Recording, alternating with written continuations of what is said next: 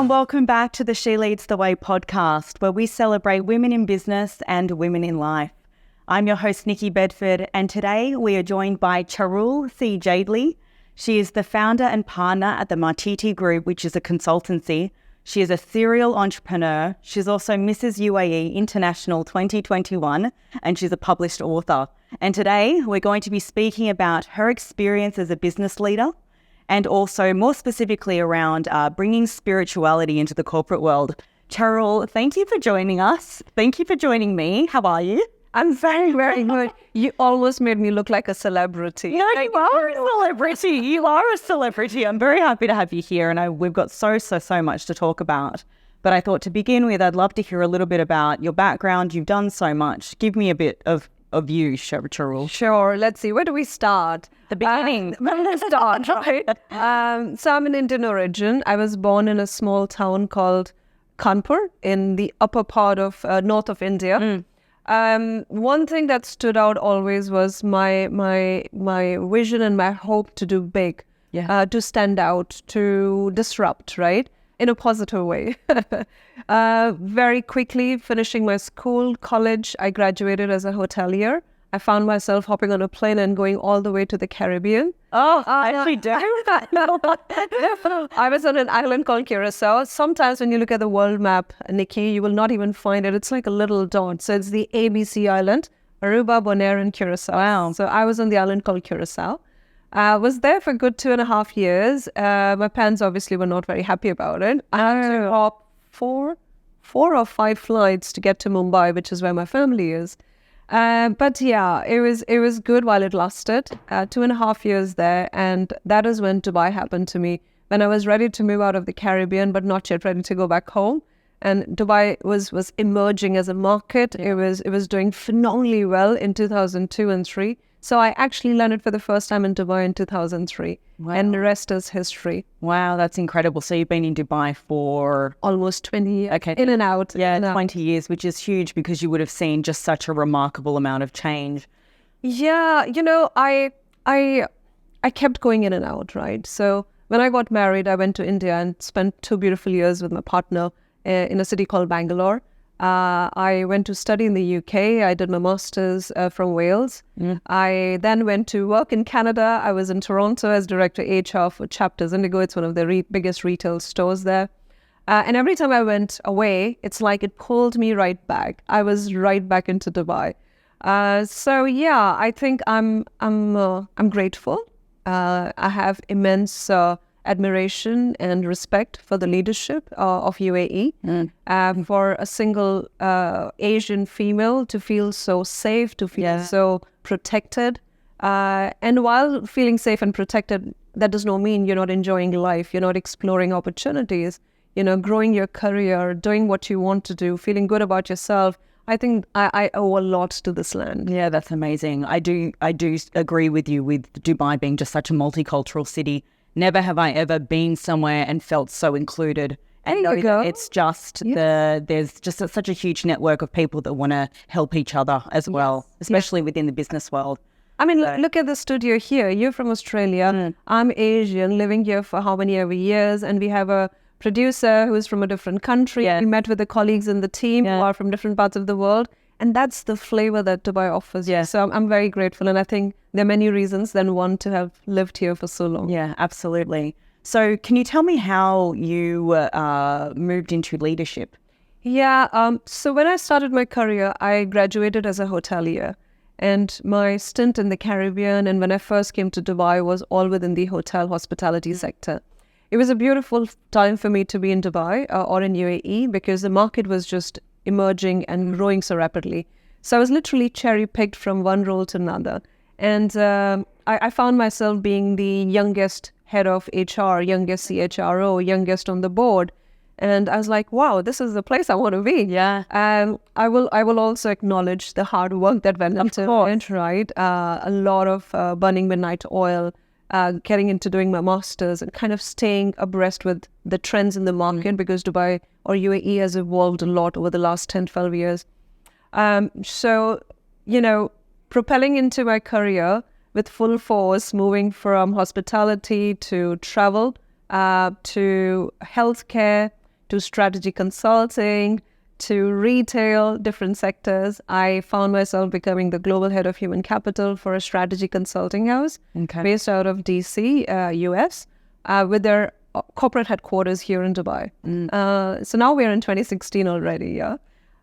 Global head of HR, managing almost 40 country operations with 15,000 team members. You know, they make you happy with the check coming in every month. Yeah. You're traveling business class around the world and life is good. But somewhere, Nikki, somewhere within me was the lack. Somewhere within me was wanting to do more. Somewhere the disruptor inside me was itching to do things differently. So I'll take a pause there, but that was the moment in 2016 where I started to unravel what it is that I really wanted to do, which would give me the content that I was looking for in my corporate life. Amazing. So before we move into that, as a woman and having progressed into these leadership positions is phenomenal. What advice would you give women who are looking to do the same? There is a few things that I'd like to say. One is to not let anybody decide what success means for you, right? I think there are many people around us who we call as family and friends, and they mean well, but they don't understand what you understand about yourself, right? So be true to yourself. Do not let anybody tell you what should your success look like. That is one. The second is something that I learned very late in life. Lean on, have a circle of other women who have been through that, who have done that, seen that, tasted it, right? And lean on, leverage their learnings, leverage their experiences, which I learned very late in life. I was like, no, I can do it all on my own. I'll figure it out. And, the life kept slapping me harder and harder. And I was like, oof, I should go to people who have seen this and done that, right? And I think one thing which is really, really important is be authentic, right? Being superfluous perhaps will help you in a moment for a thing, perhaps not, but it will not take you, it will not take you in for a long haul, right? If you want to be in it for a long haul, be authentic, be true to yourself, and just let your passion drive you. I know it sounds like a lot of, in Hindi we call it gyan, wisdom, but really these are the things which have enabled me to be where I am today. Yeah, incredible. I love to hear that. I know I had recently read, I believe it was an article where you were talking about leadership, and it was that you lead with fearless and purposeful leadership. Can you tell me what you mean by that? Sure. Those words came out when I struggled and survived. Yeah. And it's a bit emotional, a bit rough patch in my life. So just imagine a human being, right? The core aspects of our existence in today's day and age is our finances, our family, let's say our job, our home, right? And in all those aspects, my life was falling apart simultaneously, not one after the other at the same time.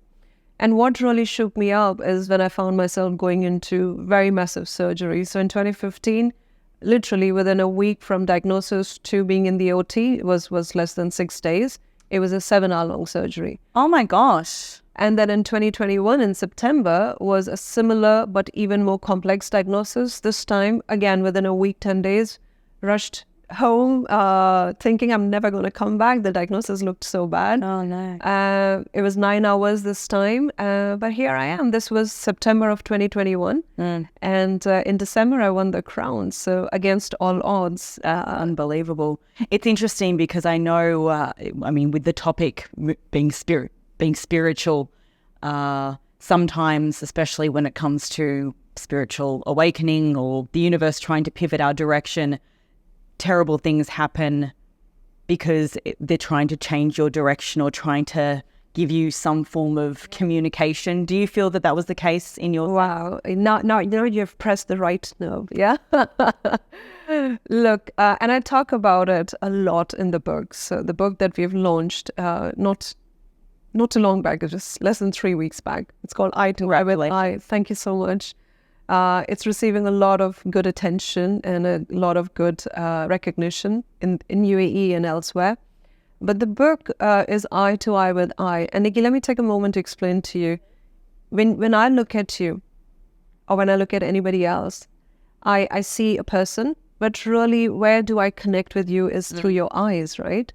And every morning when I was going through the tough patch in my life, I would get up in the morning and go and see myself in the mirror. And till the time I had not healed internally, there was a lot of pity. There was a lot of pain. There was a lot of sorrow. There was a lot of fear. And I saw it in me through my eyes. I'm looking myself in the mirror and I did not like that. And I wanted to change that. And I wanted to look myself no matter what the circumstances. And not that I feel joyous about being at the lowest in my life, but I have to be brave to accept it. And what I've learned through my guru, my teacher, my mentor, Maitre Dada Shriji, who I found recently, is you have to flow with life. You cannot for the rest of your life try and swim upstream. You will get exhausted, right? There are times when you can attempt to do that if there is a learning to happen, but go with the flow. So very long answer to your question, but really in the book I touch upon this aspect that you've just asked me about, that challenges will come. Even if you become whatever spirituality means to people, there is no single definition, right? Whatever it means to you, that does not mean your life will become easy. That does not mean whatever is your learning will not happen. What it means is your approach to challenges in life will change.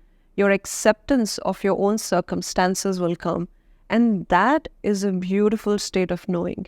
And that allows you to flow. That allows you to, breeze through the circumstances in a positive way. Because that's really interesting, because you having gone through all of that and then looking in the mirror and feeling pity, that would have been just such a contrast to how you've ever thought about yourself, because you've always moved through the corporate world with, being brave, being fearless. And then all of a sudden you feel like you're not yourself. Yes. I know that you said that it was about sort of going with the flow and almost surrendering to what you needed to do. But what other advice would you give to people who are going through the same thing, where they feel like they've accomplished a certain amount, but then they've just been hit down by the knees so much so that they see pity as well? Look, and what I like about what I'm about to say is this is not something that I've read up on Google, right? It's something that I've experienced myself. So I want to bring the authenticity to this conversation so the listeners, the viewers can relate to it, right? And my advice is just see what is in it for you to learn. Because life is simple as it is, right? We make it complex. If we do not finish a learning, it will come right back, right? And there is no single way of finishing your learning. It's like, I'll give you a tangible example. When you are putting on your navigation in GPS, a location that you want to go to, right? If you take a wrong turn, it's not like a matter of life and death. You might have to spend a few more minutes. You might have to take a few more bends and curves around the road. But you will figure out through your navigation tool how to reach the destination. The point is, there is no single way to reach a destination. There could be many ways. Do you want to do it through, spiritual processes? Do you want to do it through, studying more? Do you want to do it through understanding and learning from your parents or your peers through their experiences? Choose your way. But don't resist. Finish your learning. And my lesson, Nikki, was very simple. When I went through those surgeries again and again, more aggressive, the next time, I knew there was a learning. And the last time, which was in September 2021, when I went into the surgery, and I feel proud of myself, right? When I went into the OT, I was giving a high five to my husband. There was no tears, very unlike my first, operation. And I told him one thing, that if the nature, if the creator, who loves me dearly, I know, is putting me through this, then there is something for me to learn. So I'm going to go in, learn and finish for once and for all. And if I have to live and if I have to heal, then this is it. That's really interesting. And I went through not something similar with my health, but where my whole life felt like it was falling apart about a year ago. And while that was happening, and it was gut-wrenching and challenging, I had felt that I was supported. I had this unknowing feeling that I was going to be okay, even though I couldn't quite put my finger on what that was. And I was completely redirected. Did you have the same feeling in that you just knew that this was all happening for a reason? Oh, absolutely. Oh, absolutely. And I think when you are ready, the master appears, right? Yes. And that happened to me 5 years back, right? So there is a lot of regard and respect for my teacher, my guru, my anchor, Mitrada Shriji.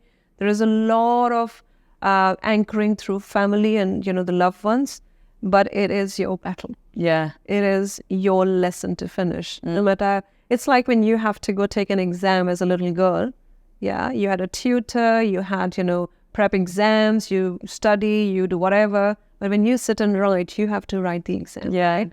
And that's the same for your life's learnings. So no matter how much support is there, which is great to lean on, you got to go through it. You have to walk through the door yourself. Yeah, definitely. And there are no shortcuts. Yeah. There are no cutting corners when it comes to the lessons learned. At least that's the advice, because if the lesson is you'll not never learn complete, it. it will come. Yeah. Yeah, it will come back. Which sometimes you just sort of think, come on, just this one. You've been there, I've been there, and believe me, it is like that. Yeah. There's a lot of yelling, and there's tears, and there's emotion, there is happiness. It's a beautiful state. Yeah, it is a beautiful state when you move through it and think, okay, I know that I deserve to move through this because of the work that I've put in. Yeah. So in terms of spirituality and then moving into the corporate world, how did you put that into action? So going back to 2016, 17, right, when I was still in my day job as a global head of HR, right, there were many things that were happening from people perspective in an organization that I had very little influence on changing, even as a head of HR. And that started to make me think that, is this really what I want to do? Because people are the backbone of an organization. Yeah. I mean, if Nikki is not here, what is the studio for, right? You bring it to life. You add value to it, right? So 2016, 2017 is when my aha moment happened, when, I had to really decide if I'm going to get up every morning and feel incomplete and go do a job, which I gave my 100% for, but did not give 100% to myself, right? It was being unfair to my own self. And, to the viewers, if they wish to make that plunge, it needs to be a calculated decision, right? We don't have to be emotional about it. We don't have to be erratic about it. If you want to be, it's your choice. Yes. That's not the advice I'll give. Because there is a harsh world out there. Yeah. Right? Yeah, definitely. So 2017, when I decided to set up my business with my partner, the first thing that I set up was a people practice. So Mātiti Group, Nikki, is our holding company. And in the last 7 years now, we have grown into 5 verticals. So when we started as a technology consulting. So we do a lot of interesting work in AI and blockchain. No, what a great space to be in now. I know. You started 7 years ago. Yes. Wow. Yeah. The knowledge that you would have. Yeah, we're blessed. We're blessed. So that's our Mātiti Tech. And then when I joined the business, I set up Mātiti People. So under Mātiti People, we do a lot of interesting work around enabling organizations with positive, thriving culture. So because people will thrive in the right culture. Yeah.